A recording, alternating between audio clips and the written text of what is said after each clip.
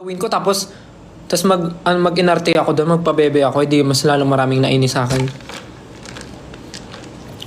Siyempre ayusin ko.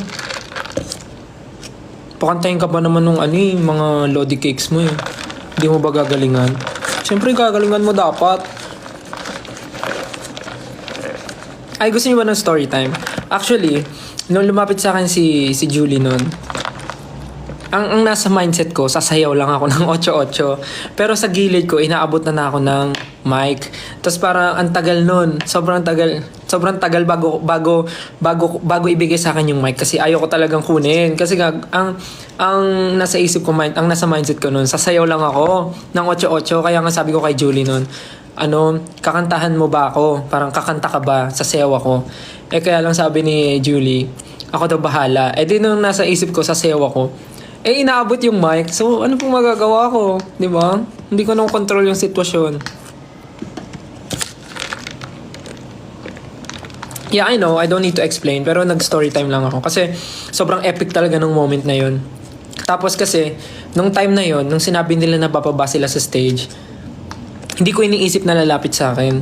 Pero, yung mga katabi ko, sabi nila, still feeling ko lalapitan ka ni Julie tsaka ni Sir Eric. Pero in my mind, ayoko isipin para hindi ma-manifest. Like parang iniisip ko, baka lumapit sila sa iba, ganon. Sabi ko, lalapit yan sa iba, lalapit yan sa iba. Hindi ko iniisip para di ko ma-manifest, pero wala. Parang, yan talaga.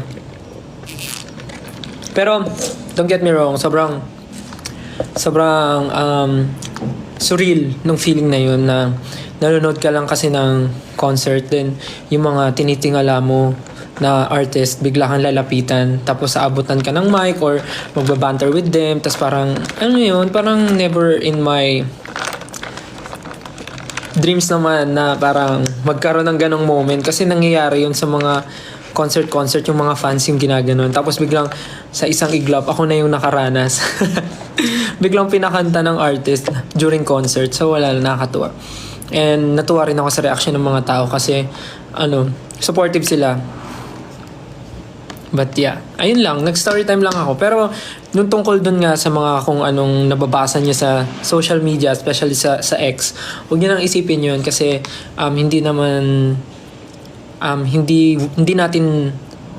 natin deserve na ma-stress sa ganong klaseng bagay. We're here for positivity, not negativity. Right? Am I right?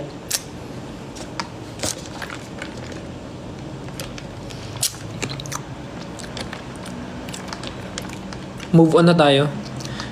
Actually, di ko nga talaga siya pinapansin. Pero yun nga lang, yung mga...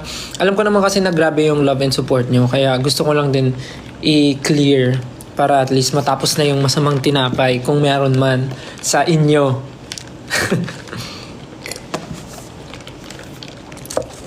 Pero ako talaga, promise. Nung una, inisip ko siya na parang during nung pinatayo ako, iniisip ko kung gagawin ko ba siya o hindi. Kasi nga medyo inisip ko baka wala ako sa lugar, pero yun ang nangyari at nangyari ang nangyari. Pero kung iniisip niya na naapektuhan ako, sorry guys, sorry, but you guys failed. Hindi po ako naapektuhan.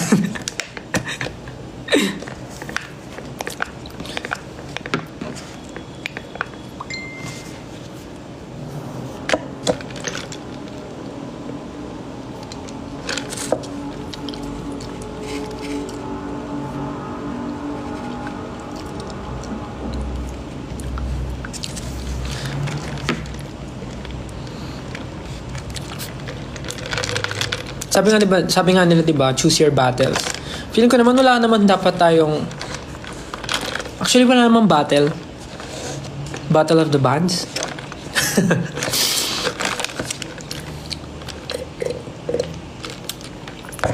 Tsaka, actually, hindi naman talaga natin kailangan mag-explain, pero para lang...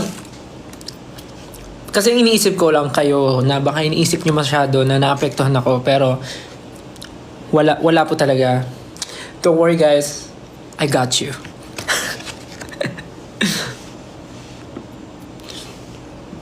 Sa dami na nating na-experience eh. Diba? Sa dami na na-experience natin together, diba?